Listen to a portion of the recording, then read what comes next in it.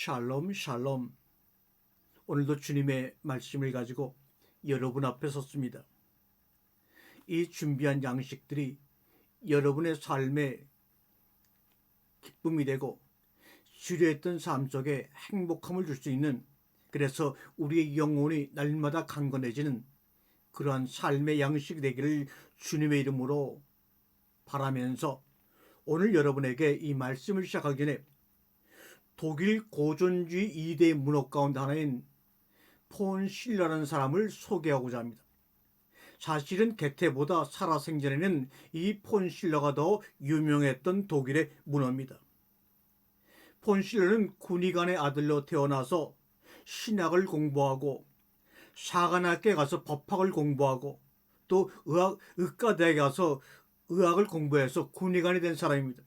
신학자, 법학자, 의사, 이런 세 개의 직업을 갖고 있는, 직급으로 말하면 에리트 중에 에리트인데도 불구하고 글을 쓰고 싶은 그 마음속의 열망 때문에 모든 것들을 다 버리고 극작가로 되버랍니다. 그러나 극작가라는 것이 돈을 벌기에는 열악한 직업이라 극심한 빈곤을 시달리는 삶을 살아야 했습니다. 그러다가 좋은 여인을 만나 결혼을 했지만 결혼하는 순간부터 폐렴과 늑막염에 걸려서 알아 누워서 생활을 할 정도로 고통스러운 삶을 지낸 이 폰 실러라는 사람이 하나님을 사모하면서 지은 찬송가 가사가 있지요. 아마 여러분이 다 아는 기뻐하며 경배하세, 또 찬송가 605장인 오늘 모여 찬송함은, 이 두 곡은 사실 하나의 원곡에서 나온 찬송가입니다. 오늘 모여 찬송함은 바로 결혼식장에서 누구나 부르기를 원하는 아름다운 찬송가의 곡과 가사를 가지고 있죠. 한번 여러분 우리 한번 들어볼까요?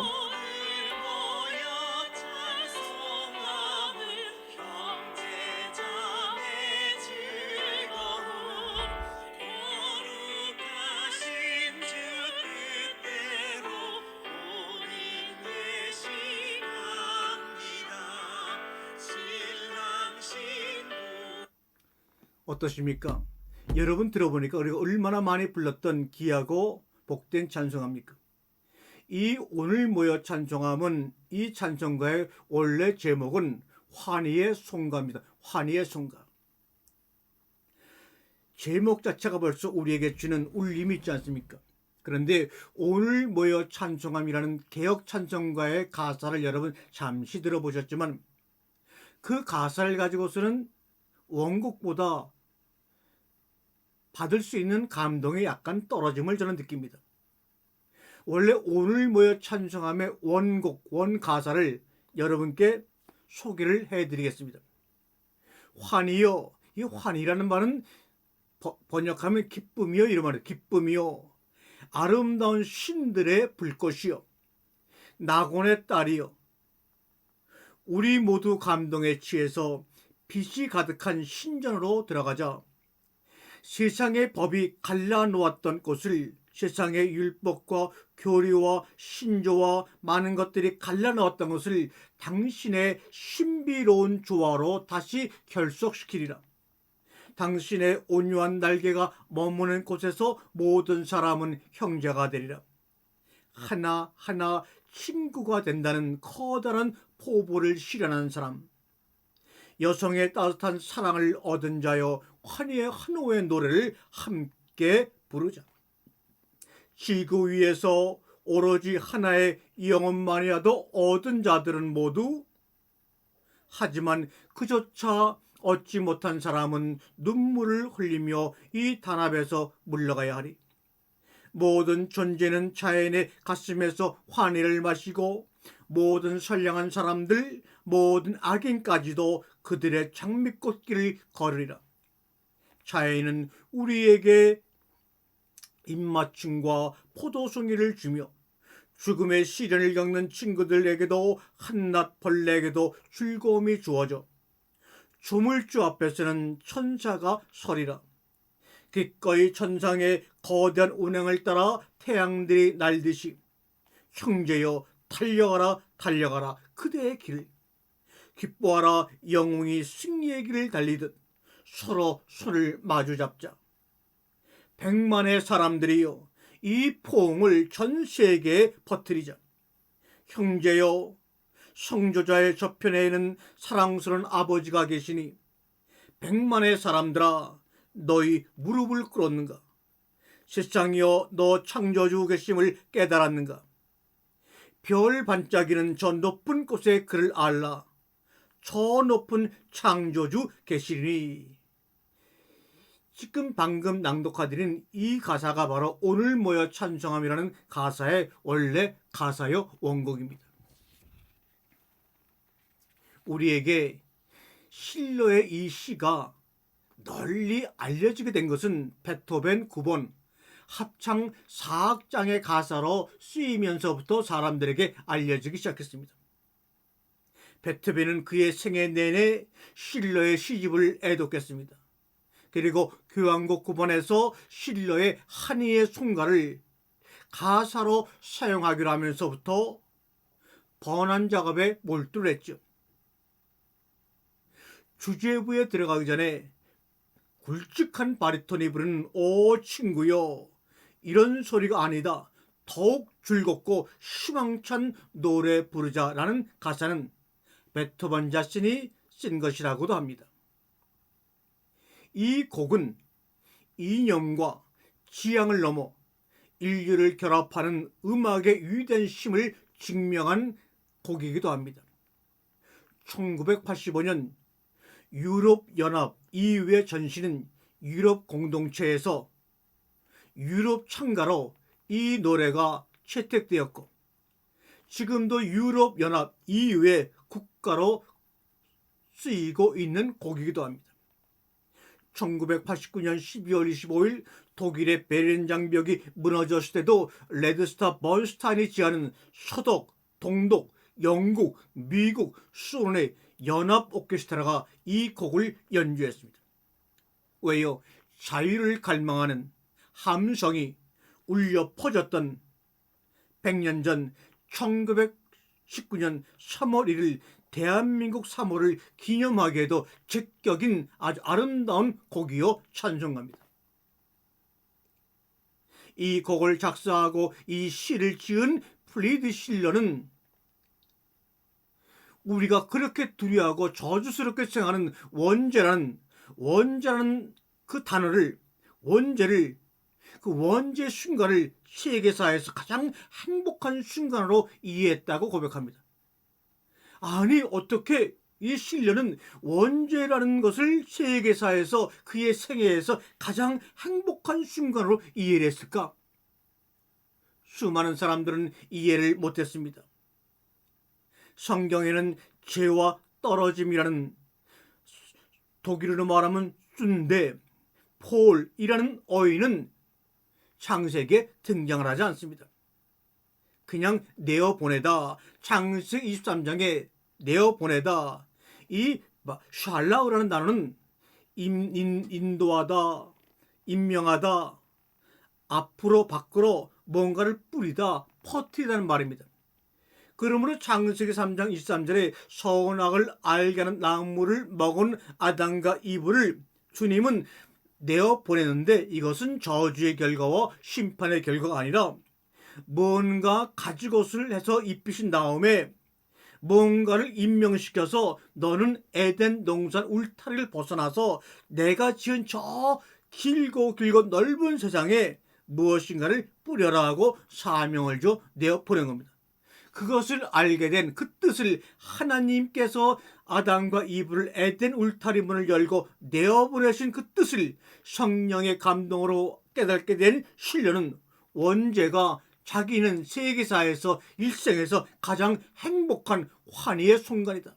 그래서 그 원죄의 순간을, 아담과 이브를 울타리 밖으로 내어보내는 그 순간을 뭐라고 그러냐면 환희의 순간, 기쁨의 순간이라고 제목을 정해놓고, 그 순간, 아담과 이브가 울타리 밖으로 내보냄을 당하는 그 순간을 바로 지금 읽어드린 이 시로 표현해서 찬송가로 만들어지고, 베토벤 9번 합창 4악장의 가사로 많은 사람들에게 들려졌습니다. 유럽연합국가의 국가로 지금도 예창하고 있다고 하는 것을 여러분 기억하십시오. 창세기 3장 23절 여호와 하나님이 에덴 동산에서 그를 내보내어 그의 근본된 토지를 갈게 하시니, 그를 내보내기 전에 창세기 3장 22절에 보니까 어떤 일 하십니까? 하나님이 사역을 하십니다. 가죽으로 옷을 지어서 입히십니다. 입히다 하는 이 단어가 바로 사역동사입니다. 어떤 목적을 가지고 확실한 어떤 일을 했다고 할 때 사역이라는 말을 쓰죠. 지금으로 말하면 사명입니다.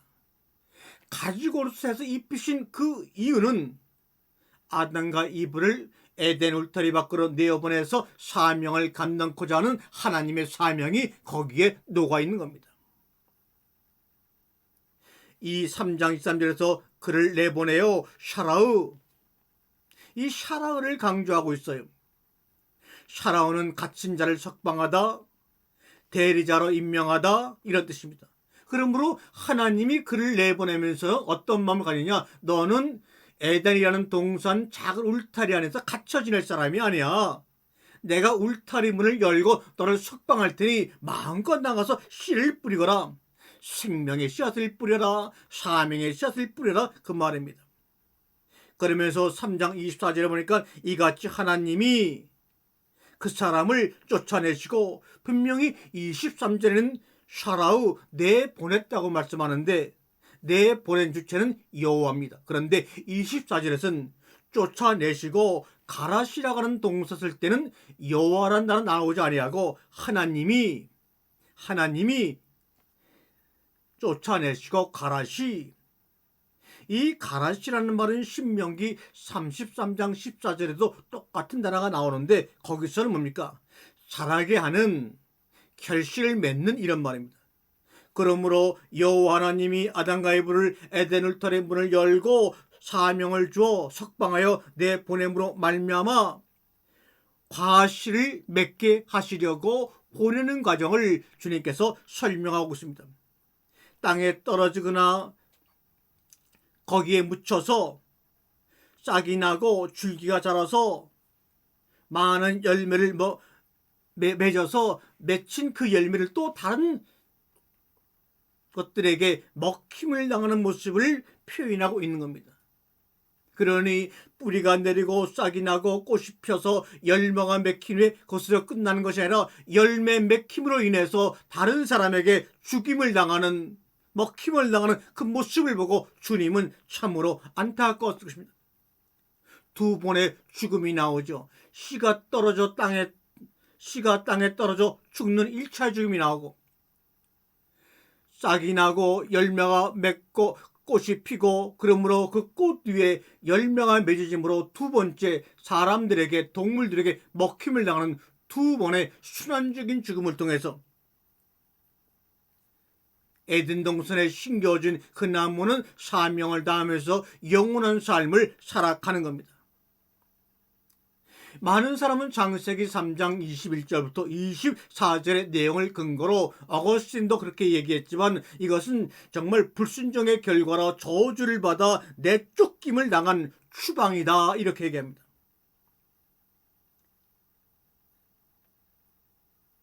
그러나 그 말이 맞습니다. 아니, 그렇게 설명을 안 해놓고 이제 와서는 그 말이 맞습니다, 이게 도대체 무슨 말씀입니까? 목사님, 추방을 당했다, 그 말이 맞지요? 무슨 말입니까? 산모가 아이를 10개월 동안 잉태하고 있다가, 이 추방이라고 하는 것은 바로 산모가 아이를 낳는 분만 과정의 한 단계에 속한다는 의미에서 추방이 맞다, 그 말입니다.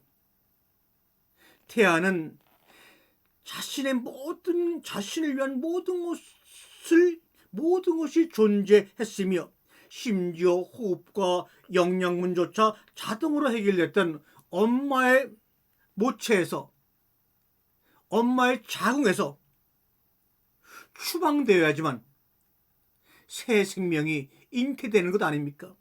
맞습니다. 흙으로 지어진 부족한 흙인간을 에덴 동산의 울타리를 치고 거기에 심었습니다. 심겨진 그 인간에게는 문을 열고 바깥으로 내어보내어 하나님이 주신 온 우주에 씨를 뿌리도록 추방합니다. 태아를 위해서 모든 것이 존재했으며 심지어 호흡과 영양분조차도 자동으로 해결되었던 곳에서 내어보냄을 나간다고 하는 것은 순간적으로 그 태아에게는 추방당한 것 이상의 고통스럽고 두려움이 있을 것입니다. 어머니 자궁 밖으로 추방당한 이 태아는 이제 노동, 땀 흘림, 성욕이 존재하는 이 땅에서의 거친 도전의 삶이 시작됩니다. 어찌 보면 자궁 속에서 질서 가운데 살았던 이 태아가 자궁 밖으로 추방을 당함으로 말미암아 혼돈이 시작이 된 겁니다. 혼돈이 시작되었다는 그 증거로 그 아이는 자궁에서 나오자마자 우렁차게 울어댑니다. 우렁차게 울어댑니다. 혼돈, 공허, 기쁨 속에 던져진 우리를 마중 나오신 하나님의 신이 우리를 품고 날아라 날아라 멀리 멀리 저 하늘까지 떴다 떴다 비행기 날아라 날아라는 동료처럼 혼돈과 기쁨과 공허 속에 던져진 우리를 품으시고 하늘 높이 천국 높이 날아가는 가정이 바로 우리의 삶입니다. 그런데도 주님이 하나님의 신이 우리를 품고 날아가려고 하는데 우리가 우리 안에 채우고 있는 모든 탐욕과 욕심들이 너무나 꽉 차 있어서 무거워서 날지를 못하고 있는 것입니다. 하늘을 나는 새는 뼛속까지 다 펴 있다고 하지 않습니까? 왜요? 날기 위해서 말입니다. 에덴 동산 울타리를 나온 아담과 이브는 어머니의 자궁에서 세상 혼돈 가운데로 추방을 당하고 밀려난 아기처럼 배움의 기쁨, 아름다움에서 느끼는 기쁨, 인식을 발견하기 시작합니다. 그러나 그런 가정 속에서 많은 무지와 어려움으로 인해서 고통을 당하기도 하죠. 만약에 아담 옆에 이브가 없었더라면 우리는 모두 여전히 지금도 몽상적인 순결함을 지닌 채 나무 아래 선악을 알게 하는 나무 아래 앉아 있을 것입니다. 그것은 바로 정상적인 순결함이 아니라 로봇의 순결함일 것입니다. 이브가 그 옆에서 참으로 돕는 역할을 잘함으로 말미암아 에덴 동산 울타리를 쫓겨난 형식을 통해서 나온 것이 아닙니까? 여보 이거 먹어봐, 이거 먹어봐, 보기에도 탐스럽지 않아? 먹기에도 좋지 않아? 나도 먹어봤는데 너무나 향긋하네, 당신도 먹어봐 라고 유혹하는 이브의 모습이 없었다면 아담과 이브는 몽상적인 순결함 속에서 그 선악을 알게 하는 나무 아래 그대로 지금도 앉아 있을 것입니다. 울타리 바깥에는 혼돈과 어둠 속에서 나무도 자라지 못하고 풀도 자라지 못하는 창세기 2장의 그 모습이 지금까지 여전히 유지되어 있을 것입니다. 그렇다면 얼마나 불행입니까? 울타리 밖을 나와서 노동하고 수고하고 배우고 아름다움을 만들어가는 가정이 얼마나 피곤하고 아픈다고 하는 것을 우리가 이미 우리의 삶을 살아가면서 경험하고 있습니다. 삶은, 울타리 밖의 삶은, 어머니 자궁 밖을 나와서 이렇게 살아가는 우리들의 삶은 참으로 피곤하고 아프고 고단할 수밖에 없습니다. 경작지의 돌과 분만할 때 고통이 여기에 속하며 환멸, 패배, 배신, 야비함, 전쟁, 약탈, 가난 등도 이에 속합니다. 그리고 어떤 사람도 피할 수 없는 죽음도 마찬가지입니다. 이것은 하나님이 인간을 에덴에서 추방할 때 주었던 저주라면 저주라고 우리가 잠시 생각해 볼 수도 있겠죠. 그러나 그리스도교회, 동방교회, 유대교도 우리처럼 죄의 대물림을 인정하지 않습니다. 죄의 대물림 인정하는 원죄라는 개념은 로마라고 하는 작은 지역의 그 가톨릭이 가지고 있던 교리지 통일된 로마 제국의 전체적인 국교로 인정받은 기독교의 교리는 전혀 아니었던 겁니다. 원래 구약을 정경으로 삼고 하나님을 신앙했던 유대교에서도 원자라는 개념론은 생각조차 하지 않고 있습니다. 서구 그리스도교의 인간상만이 최초의 원죄 아래 치유불능으로 의기소침하게 각인된 것처럼 그들의 삶을 살아오고 있었습니다.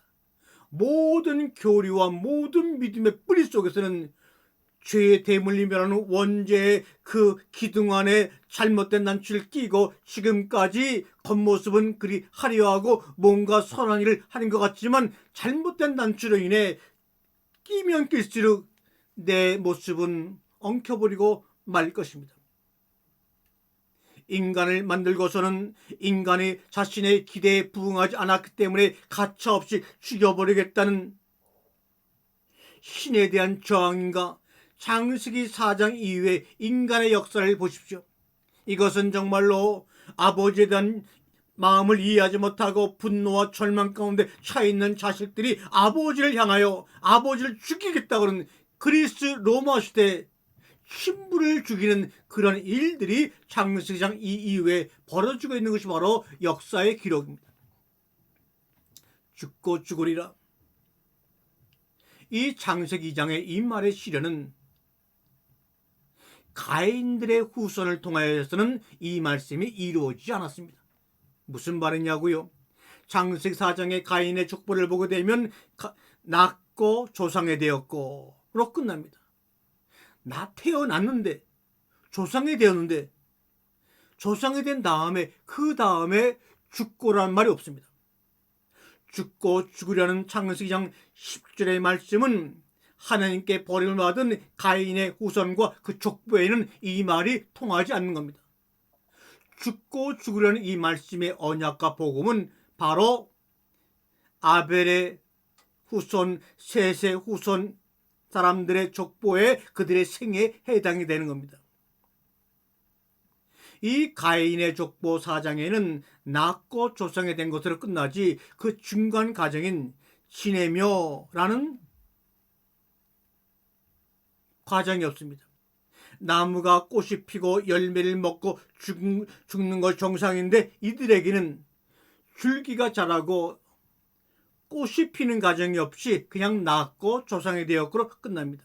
그런데 창세기 5장의 족보를 보게 되면 낳고 지내며 죽었더라 이렇게 나옵니다. 오직 창세기 2장 17절 이것을 먹으면 죽고 죽으려는 것이 만약에 저주였다면 가인의 후손에게만 해당이 되고 창세기 5장의 후손들에게는 해당이 안 돼야 되는데 거꾸로 창세기 5장의 족보를 보게 되면 낳고 얼마 동안 지내며 죽었더라라고 표현됩니다. 오직 창세기 5장의 후손들에게만 와야모투 죽었더라 미알려가 적용되었습니다. 그러므로 창세기 2장 17절에 선악을 알게 하는 나무를 먹으면 죽고 죽으리라고 하는 것은 하나님께 선택받은 창세기 5장의 족보의 사람들에게만 주어지는 언약이요 복 중에 복인 것을 하나님은 이 족보의 나이를 통해서 우리에게 설명하고 증명해 주셨습니다.